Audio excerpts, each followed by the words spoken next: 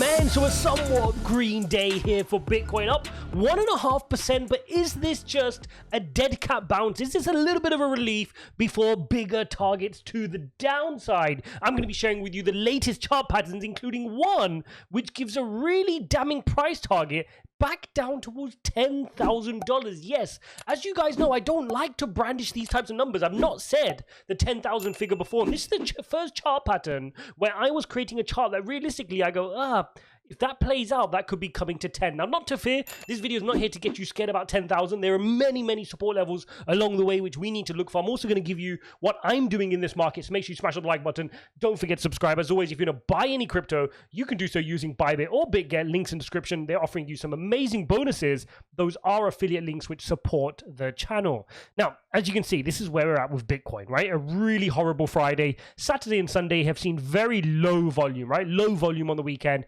but nonetheless a little bit green, giving us that little bit of a callback. Now look, the callback isn't as, as powerful as it could have been. I said on Friday / Saturday, when we had this fall to the downside, when we had this fall to the downside on this big red candle, I wouldn't have been surprised if we actually called upwards a little bit more, right? Even if you went back up to 20, you could still get thrown to the downside. So this is a tiny little bit. I wouldn't get excited by this at all. This doesn't mean anything. Far more important is if we open up green tomorrow, if equity markets are green tomorrow. We'll come on to that shortly. So right now, we're still in this channel. I'm still focused on this channel to see, okay, which direction are we heading in? And we've got some critical macro catalysts coming up this week, which we need to be aware of and which we need to jot down. I'm going to make you aware of those as well. Now, first and foremost, let's head over to our weekly chart, because the first thing I would need to show you guys is if I bring out the 200-week moving average. Remember, this is the most important line which we were opening and closing above and using as support, and we broke below it. Well, we were above it, and then this week we're now easily getting the close back below it. So it's acting like resistance again, and this is going to be a problem going into this week, because are we just going to bounce back up and close above it again? Are we going to be able to do that? I mean, that 200-week moving average is sitting at 23,000. Can we close this week above 23,000? Because then we reclaim this level, but it's a very difficult level now, and the last thing you want is a couple of weeks now in the red, acting like resistance and creating that new lower low, lower than 17,600. Because that's the bear case, right? The bear case is if we come back to here and we let's just go into the hourly. Let's pop off the moving average. The bear case is we're in this channel, and what we don't want to do is start falling to the downside of this channel, right? Look where we are right now. This is where we are, right there behind the head. So the question is, are we going to fall to the downside to the bottom of the channel, 18,700? And if we break that, then you head to the low, right, which is 17,600. That's what we need to keep an eye out.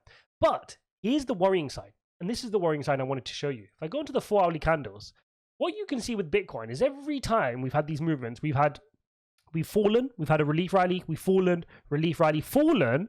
Everybody thought this was different. Right? Everybody thought this was different, including myself. Or okay, maybe we can break the trend and get a little bit more, but we've just broken back down to the downside again. And if you take the price target, which is the measured move from the previous impulse wave, this price target does indeed bring you down to that 10,500 range. So that's the first time when I'm playing around with a bit of technical analysis, I'm seeing a potential argument for that 10,000 level. Now, I think there's a long way to go. I'm going to show you why. There's some more support levels in the way, but we have to be cognizant of it. We cannot ignore it, and we need to ask ourselves, did get to that price point, what are we going to do? Are we going to panic sell? Because if you're going to panic sell, be real with yourselves, right? You're better off panic selling at 20,000 than panic selling at 10,000, right? That's still halfway to go there, right? It's half of where we're at now.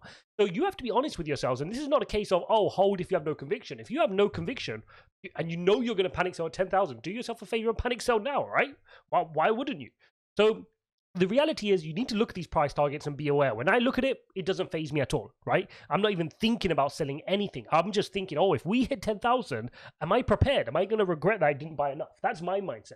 I appreciate not everybody can have that same conviction. Maybe you've not done the research, maybe you're not understanding, maybe you're at a different point in your life in terms of your finances and investing, in which case you got the right decision for you. Okay? Really, really important. Now, if I come back to this chart, I do want to head over here into the 4-hourly. What you can see on the 4-hourly is we're managing to pick up support at this pivot point, the first pivot point here, which I mentioned. So that's good. For now, we're holding support at this kind of 20,800 and above level. We've got a little bit of a bounce from this first pivot point. If we fail to hold this pivot point, in other words, if we open up the market tomorrow in the red and we start falling some more to the downside, then I'm looking at the next pivot point at about 19,200.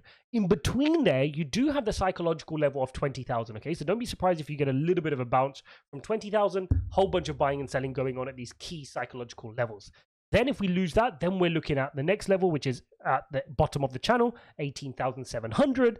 And then the lowest low we had, which was 17,600 on this cycle, okay? So that's the sequence of events. We've got a whole bunch of different levels which can act as support before we start worrying about 10,000. So the only reason I showed that to you was because it's the first time a chart pattern has shown me that, so that number has come out of my mouth, but I don't realistically think we're going to get there just yet. We'll need to see if more evidence starts to point to that data. So for now, I'm still focused on these pivot points that I'm sharing with you here. Also, let's take a look at what we're expecting this week. Firstly, on Thursday the 25th, we will get the Q2 GDP figure. Remember, it came out as minus 0.9, which officially put us in the recession. Well, according to the White House, they wanted to change the definition, but we were officially in a recession. They're going to come out with a revised figure, so the markets will be looking at that to see if they try to revise it positive, in which case, technically, we averted a recession, or what kind of hokery-pokery they're going to play. So watch out for that on Thursday. Also on Thursday, the Jackson Hole Symposium starts. This is where the Fed get together for 2 or 3 days. I think it's 2 days here, Thursday and Friday, and they'll get together and discuss things. My vision of this thing, I think they're going to be talking about QT. I think the topic of debate is going to be quantitative tightening, and it's going to be interesting to see what happens on Friday, because when the symposium comes to an end, normally you get Jerome Powell giving a speech. That's on Friday, so mark your calendars. Friday, Jerome Powell will be speaking. The markets will be looking to that. So don't be surprised if we have another volatile week going into this week. Now, I do want to give you a little bit of positive news. And the little bit of positive news I can see in the charts right now, let's just get a tidy chart and let's head over to the daily. What I do want to share with you, let's bring out the Bollinger Band. Now, what you can see from the Bollinger Band, let's just tidy these arrows out the way for you guys. What I want to show you from the Bollinger Band is where we are right now. We're getting the close back above our Bollinger Band, which is good. If we get the daily close here, that is back above our Bollinger Band, which is quite interesting. Now, obviously, very low volume. It's a weekend, and tomorrow is going to take precedent. Tomorrow is going to tell us, are we going to get rejected by our Bollinger Band and start heading back to the downside, or can we start crawling our way back towards the center line around that 23,000 level? That's going to be critical. So we're going to look towards the markets. We're going to have to see what's happening. You can see fear and greed index is notching down now to 27. Completely yo-yo. I mean, last week we were sitting at neutral at 47. It shows you how quickly the tourists jump in and jump back out. We know those huge candles are due to a lot of FOMO, a lot of greed. A lot of people were really longing at that 24,000 level mark with huge volume, with leverage, sorry. You saw how they cascaded the liquidation to the downside on a horrible Friday there, but we need to slowly recover now. For me, if we see lower price points, I'm happy to dollar cost average in. The lower we go in that channel towards 18,700, I will be laddering even more on my favorites altcoins, which I feel underweight on. So I'll give you more details about that as and when throughout the week. But for now, Bitcoin, Ethereum, and any of the altcoins which I'm slightly underweight on, I will take the opportunity to nibble on them as and when Bitcoin falls. As and when Bitcoin falls more, all your favorite altcoins will be falling as well relatively. So there you have it, guys. Big week coming up. Don't forget Q2 GDP on Thursday. The Jackson Hole Symposium starts on Thursday as well. Jerome Powell speaking on Friday. Big week ahead. Make sure you're navigating the market. The key thing right now is not to panic. The market wants to panic you. This is all Bitcoin does. If you can master this skill, you're going to do really well in crypto. But you've got to be able to detach your emotions from what the market is trying to do. It's trying to get you to panic. It's trying to make you let go of your Bitcoin. Because unlike other asset classes out there, this Bitcoin is limited. 21 million. Some have been lost already. People are not letting go, and they need to shake your hands out to make you panic. And the way they do that is through price. But if you have conviction in what you're holding, price will not be able to shake you out. You're just focused on how do I accumulate more and figure out how to take more of other people. That's the reality of the Bitcoin game. Hope you guys enjoyed this video. Don't forget to smash up the like button and subscribe if you appreciate this type of content. Let me know. Go watch this video here, and I'll see you in the next one.